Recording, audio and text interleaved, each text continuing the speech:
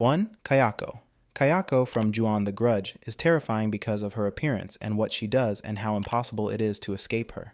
Most horror ghosts have rules. You either summon them, or you break something, or you stay too long in the wrong place. Kayako doesn't care about rules. Step into her house for a moment, and the curse attaches. After that, it follows you everywhere. Your home, your school, your job. Distance doesn't matter. Once you're marked, your life becomes the haunting. What makes her truly horrifying is how she invades the spaces humans normally see as safe. In one scene, a girl hides under her blanket, the most basic instinct for protection. Kayako slips beneath the covers with her, dragging her into darkness. Later, she crawls down a staircase in the most unnatural way imaginable, joints cracking, body twisted, hair hanging like a curtain of death. She moves slowly, deliberately, as if she's savoring every second of fear.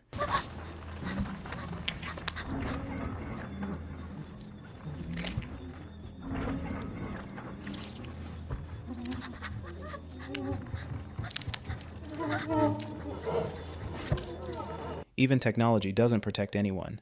A phone call carries her rattling, choking croak before the victim disappears. Kayako behaves this way because of her violent, rage-filled death. Her neck was broken, she crawled while dying, and her final sound became the iconic death rattle.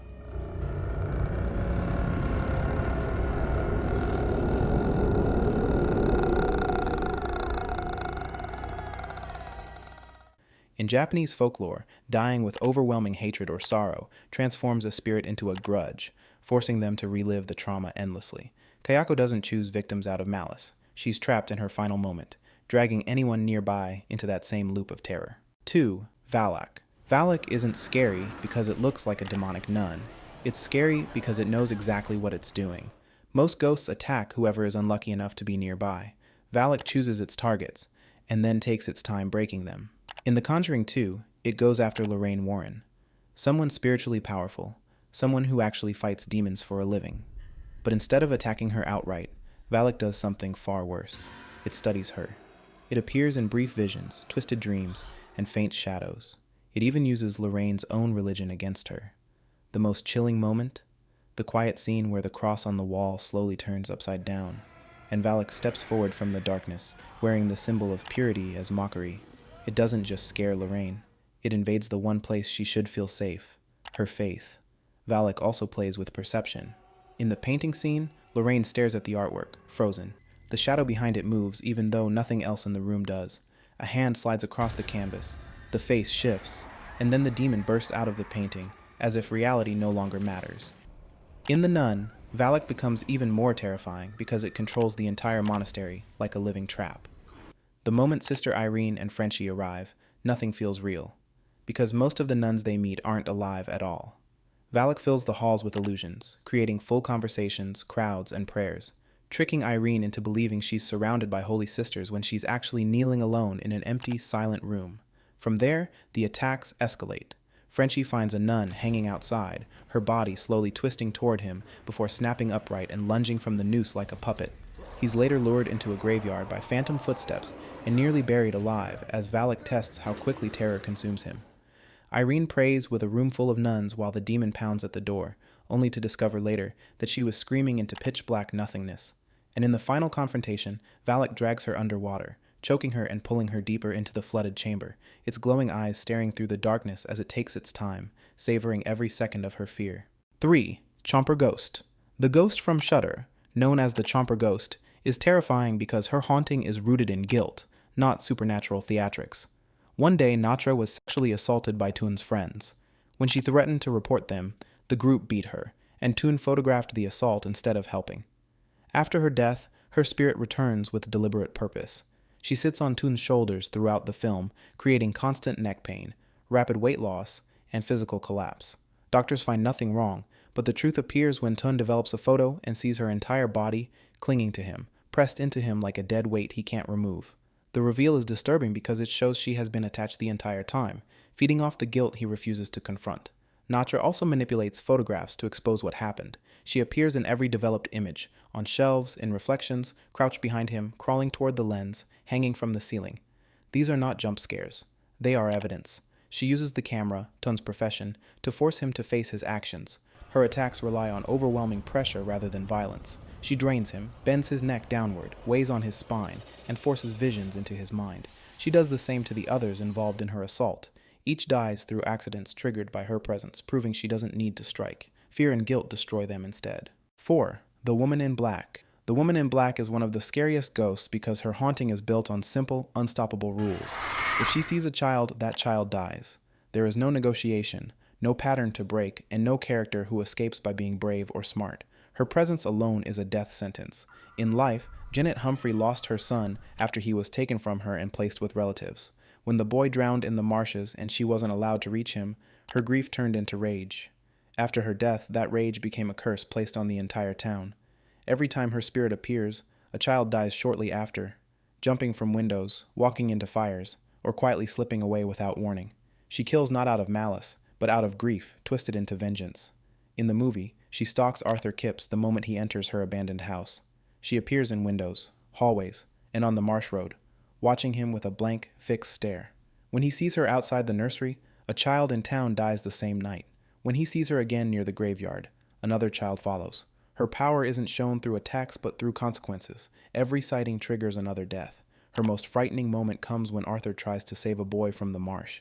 The woman in black stands behind the child, silent and unmoving, and the boy walks directly into the path of an oncoming carriage. She doesn't touch him. Her influence alone kills. What makes her terrifying is the inevitability. Once she marks a town, she keeps killing its children endlessly, with no way to stop her and no way to reason with her. 5. Manjulika. Manjulika is one of the scariest ghosts in Indian cinema because her haunting isn't random. It's tied to a real psychological trigger, and once that trigger is touched, she becomes unstoppable. In Bhulaiyaa, the ghost isn't active at first. She's waiting for one specific condition to be broken, the locked room that holds her story. The moment Avni enters that forbidden room, the haunting begins, and it starts small. Objects move just a little more than they should. Footsteps are heard where no one is walking. Bengali singing echoes in the palace even though no one there speaks the language.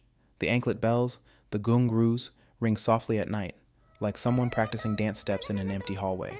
It feels less like a ghost, and more like someone rehearsing a life they lost. The real fear begins when Avni's behavior changes. She starts speaking fluent Bengali.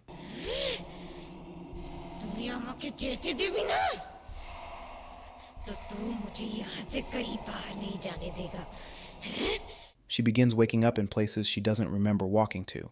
She mimics classical dance steps without realizing it.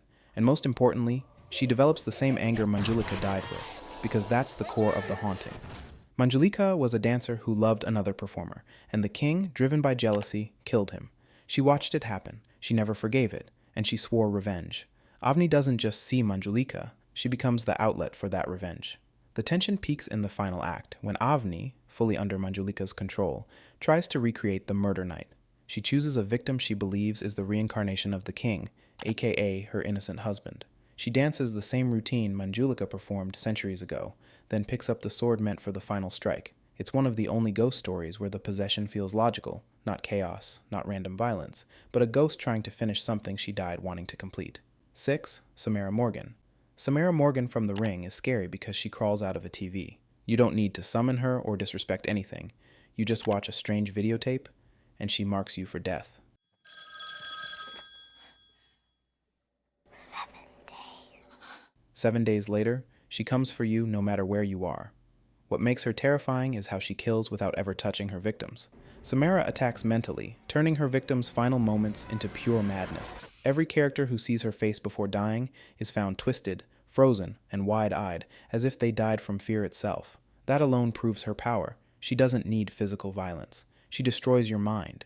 Throughout the curse, she sends victims disturbing visions, static flashes, warped rooms, dead animals, and the well where she died. These visions aren't hallucinations. They're Samara pushing her trauma into your brain. The longer the curse continues, the more she invades your life. Her final attack is iconic for a reason. She crawls out of the TV, soaking wet from the well, glitching toward you like she's breaking reality itself, and she only needs a second of eye contact to kill you.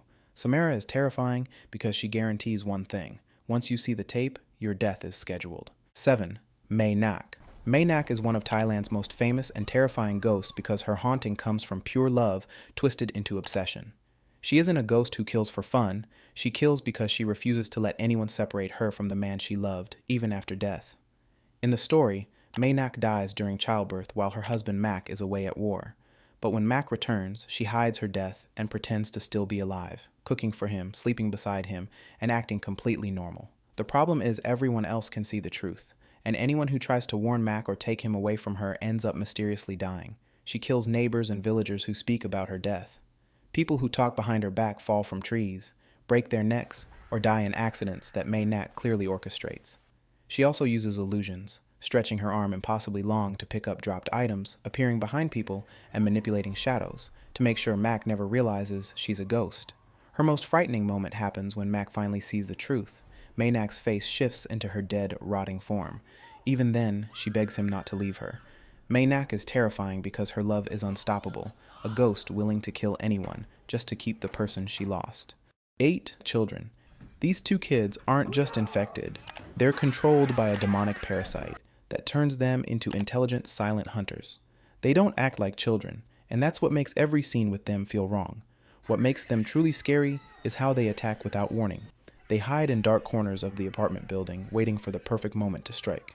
Their movements are fast, animal-like, and completely unnatural. When the SWAT team explores the building, the twins appear out of nowhere, crawling out of vents and shadows to drag people away. They also bite, claw, and pounce like feral creatures, killing victims almost instantly. Their small size lets them disappear into tiny spaces, creating constant paranoia because they could be anywhere, and because they're possessed, they don't feel pain, fear, or hesitation. They follow victims through hallways, crawl spaces, and stairwells with the same emotionless expression. 9. The Pale Lady. The Pale Lady from Scary Stories to Tell in the Dark is one of the scariest ghosts because she doesn't run, scream, or chase. She kills you calmly, slowly, and without ever breaking eye contact. Her entire threat comes from the fact that you cannot avoid her once she chooses you. In the movie, she haunts Chuck inside a hospital dream maze. No matter which hallway he turns into, she's already there, smiling, pale, and waiting. That's what makes her frightening. She blocks every exit, walking toward him with the same slow, soft steps, as if she has all the time in the world. When she finally reaches him, she doesn't attack violently. She absorbs him into her body, pulling him into her soft, fleshy torso until he disappears completely.